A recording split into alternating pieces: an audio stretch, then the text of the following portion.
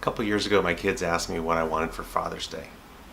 And I didn't know what I really wanted, but there was one thing that I felt I really needed to do. To take the time to plan for how my family could get out safely in case of a fire. I'm a former home inspector and I did nearly 3,000 home inspections where each time I talked to my clients about fire safety and how to protect their families.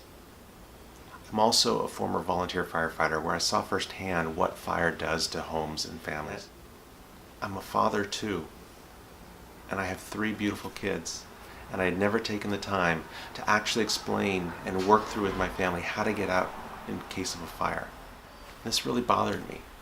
So that Father's Day, we got together and we talked about the things that are important, how fires can start, where they might start, what happens when a fire starts in the house, how are you going to be alerted, what should they do?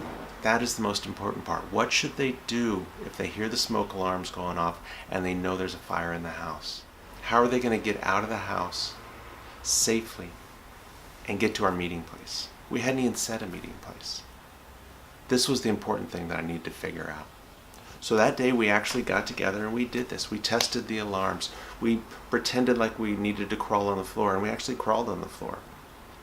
And we got to the windows and we actually climbed out. Everyone climbed out their own window. And we even talked about, what about this second story window? What happens if we need to go out that way? We had the conversation. We had tremendous things we didn't know yet. We needed to figure out some additional questions. What happens if the pets don't get out? What happens if one of us doesn't get out? We didn't have all the answers, but at least we had a start.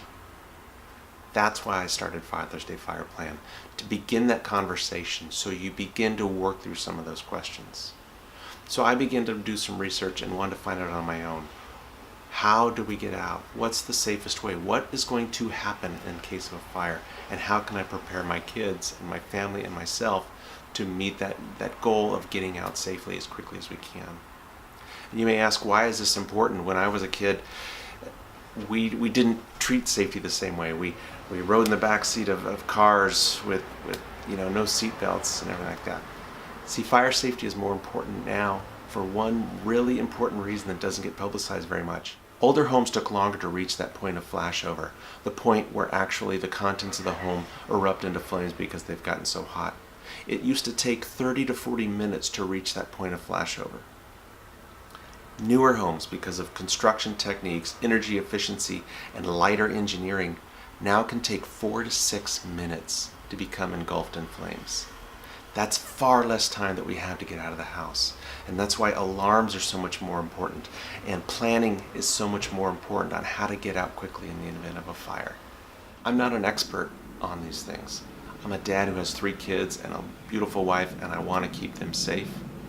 But there are so many questions we didn't answer, and I wanted to take the time to learn more, how to protect my family more, and how to protect your family more. We all know as parents we're really busy. I'm suggesting we make Father's Day the day that we really take that seriously and take the steps necessary to make our family safe.